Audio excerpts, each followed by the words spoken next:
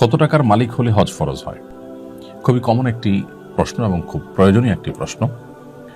যদি কেউ তার জীবনে প্রাপ্তবয়স্ক হওয়ার পর কোনো বছর হজের মৌসুমে তার অবস্থান থেকে বাইতুল্লাহ গিয়ে হজ সম্পাদন করে আবার ফিরে আসার মতো সামর্থ্য যদি তার থাকে এবং এই সময়টুকুন তার পরিবারের ভরণ পোষণ দিয়ে যাওয়ার মতো আর্থিক সঙ্গতি যদি তার থাকে, অর্থাৎ হজ করতে যাওয়া, হজের সময় সেখানকার খরচ খরচা করা এবং হজ করে আবার ফিরে আসার জন্য যে পরিমাণ অর্থকরীর প্রয়োজন সেটা যদি তার থাকে এবং এই সময়ের মধ্যে তার পরিবারের ভরণ পোষণের ব্যবস্থা করার মতো আর্থিক সঙ্গতি যদি তার থাকে, তাহলে তার উপর হজ ফরজ হয়ে যায়। আর যদি কারোর এটা না থাকে তাহলে সেক্ষেত্রে তার উপর হজ ফরজ হবে না। এখন এটা নির্ভর করবে আপনি কোথায় অবস্থান করছেন। আপনি মক্কা অবস্থান করছেন, তাহলে মক্কা থেকে এই হজ সম্পাদন করে আসা আপনার গন্তব্যে, আপনার ঠিকানায়, আপনার নিজ আঙ্গিনায়, এটার জন্য খুবই অল্প স্বল্প পয়সা হলে হয়ে যায়। আবার কেউ যদি বাংলাদেশ থেকে হজ করেন বা বাংলাদেশে যদি কেউ অবস্থান করেন, তাহলে তার হজ ফরজ হওয়ার জন্য একরকমের অর্থকরীর প্রয়োজন হবে। আবার কেউ যদি ইউরোপে থাকেন, তাহলে সেখান থেকে হজ আরও বেশি এক্সপেন্সিভ।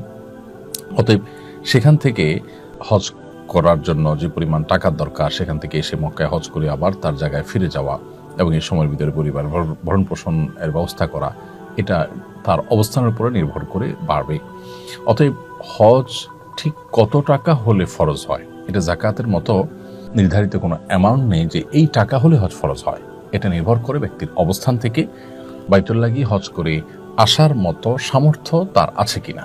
যদি থাকে তাহলে তারপরে হজ ফরজ হয়ে যাবে। জীবনের কোনো বছর যদি এমন হয় যে হজ করার মতো সামর্থ্য আমার ছিল, ধরুন আজ থেকে 7-8 বছর আগে বাংলাদেশ থেকে 2 থেকে 2.5 লাখ কিংবা 3 লাখ টাকার মধ্যে হজ করে আসা যেত, তখন আপনার কাছে টাকাটা ছিল, আপনি হজ করেননি। এখন হজ এক্সপেন্সিভ হয়ে গেছে, 7 লাখ 8 লাখ টাকার প্রয়োজন হয় বাংলাদেশ থেকে হজ করার জন্য। এখন এই টাকা আপনার নেই। অতএব যদি আপনি মনে করেন যে আমার তো 7-8 লাখ টাকার সামর্থ্য নেই, অতএব আমি হজ তো আমার উপর ফরজ নয়, আমি হজ তো করবো না, না করলে চলবে, এরকমটি বলার কোনো সুযোগ থাকবে না। কারণ আপনার উপর হজ ফরজ হয়েছিল, তখন আপনি করেননি। সো এখন 8 লাখ 10 লাখ 15 লাখ যে টাকাই লাগুক, সেটা অ্যারেঞ্জ করে আপনার ফরজ আদায় করতে হবে, কারণ আপনি সেটাকে বিলম্ব করেছেন। আল্লাহ সুবহানাহু ওয়া তাআলা কোরআনে কারিমে বলেছেন, ওয়ালিল্লাহি আলান নাসি হিজ্জুল বাইতি মান ইসতাতা ইলাইহি সাবিলা।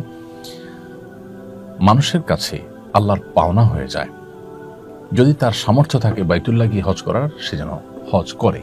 এই হজ করাটা এটা মানুষের কাছে আল্লাহর পাওনা হয়ে যায়।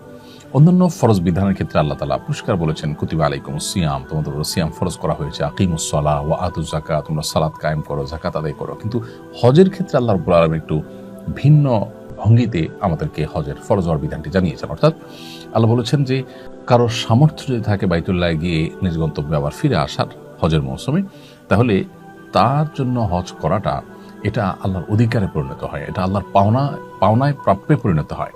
তার মানে এটা একটা প্রেমময় ইবাদত। একজন বান্দা তার সামর্থ্য থাকবে তিনি হজ করবেন না, এটা হতে পারে না। অতএব যাদের এই আর্থিক সঙ্গতি আছে তাদের উপরে হজ ফরজ হয়ে যাবে।